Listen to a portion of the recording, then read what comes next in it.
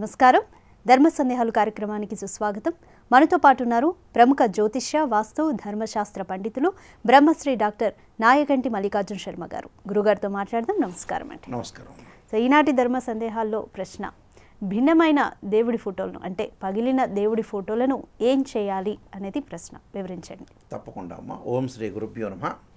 చాలా చోట్ల కూడా ఒక విగ్రహాన్ని మనం తీసుకుని వచ్చామంటే ఆ విగ్రహంలో ఏదో ఒక పగలటం కానీ, కొన్ని రోజులు మనం అభిషేకం చేసిన తర్వాత అంటే పటము అనేది ఒకటి పెట్టుకుంటాం మనం. పటం వాస్తవంగా ఏంటంటే కరెక్ట్ శాస్త్రీయ పద్ధతి కాదు. విగ్రహం అనేదే శాస్త్రీయ పద్ధతి.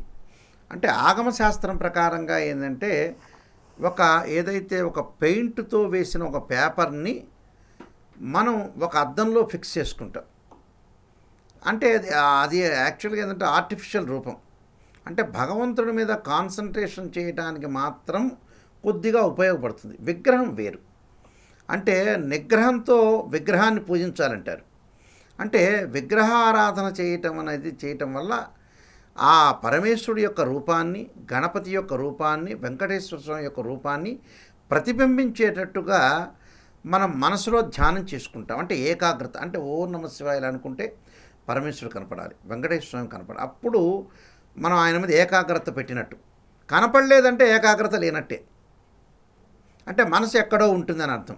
మనసు ఉద్యోగం మీద ఉండొచ్చు, పిల్లల మీద ఉండొచ్చు, రకరకాలుగా ఆడవాళ్ళు చేసే భర్త మీద ఉండొచ్చు, మగవాళ్ళు భార్య మీద ఉండొచ్చు, రకరకాల వాళ్ళ యొక్క కష్ట స్థితులు అనేవి కొన్ని ఉంటాయి.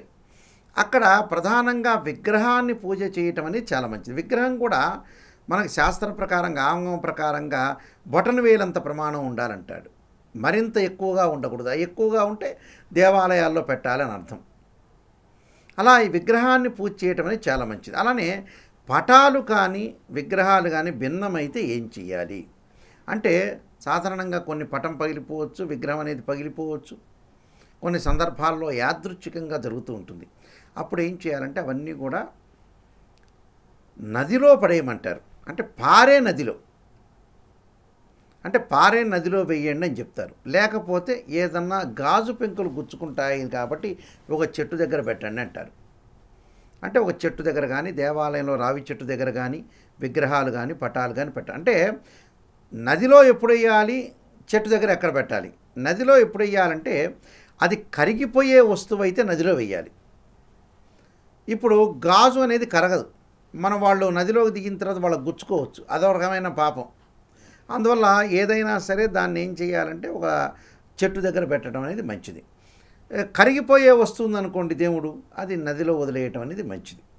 అలా ఈ రెండు రకాలుగా చేయాలి. చాలామంది కూడా ఈ మధ్యకాలంలో ఏం చేస్తున్నారంటే నది అని చెప్పంగానే ఏదో రకరకాల పిచ్చి ఉన్నాయి, కొన్ని రకరకాలుగా అంత కల్ముషమైన వాటర్లో వదులుతున్నారు ఈ మధ్యన. ఒక చోటకి కొంతమంది ఈ మధ్యకాలంలో చెప్పింది ఏంటంటే, పిండ ప్రధాన కార్యక్రమం చేసేటప్పుడు ఏదో ఒక మంచి నీళ్ళు లేవండి, చెడ్డ నీళ్ళు ఉన్నాయి, బురద నీళ్ళు ఉన్నాయి, కెమికల్ వాటర్ ఉంది, ఈ వాటర్లో వదిలేస్తామనే వాళ్ళు కూడా చాలామంది. అది కరెక్ట్ కాదు. పారే నీళ్లు ఉండాలి, మంచి చెరువు ఉండాలి, నీళ్లు బాగుండాలి. ఎందుకంటే ఈ కాలంలో డ్రైనేజీ అవన్నీ రకరకాలు ఉన్నాయి ఇప్పుడు. అందువల్ల నీళ్లను చూసుకుని స్వచ్ఛమైన నీళ్లలో వదలటం అనేది మంచిది.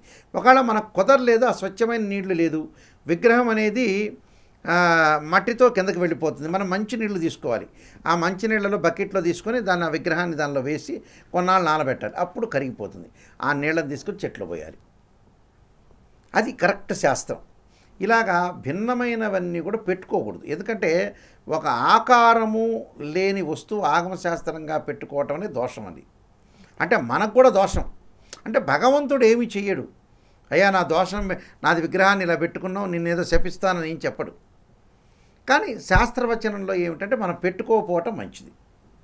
అంటే ప్రజలందరినీ కూడా భగవంతుడు ఏ తప్పులు చేసినా కూడా క్షమత్వంతో, ఆయన క్షమాగుణంతో వదిలేస్తాడు. అంటే మనం స్వయంకృత అపరాధం చేస్తాం, భగవంతుడిని తిడతాం. కానీ మనం ఏదైతే స్వయంకృత అపరాధం చేస్తామో ఆ అపరాధం చేయకుండా భిన్నమైన విగ్రహాలని తీసుకొచ్చి ఒక చోట పెట్టడం అనేది చాలా మంచిదమ్మా. చాలా చక్కగా వివరించారు గురుగారు. నమస్కారం. నమస్కారం. For more videos like this, subscribe Big TV channel.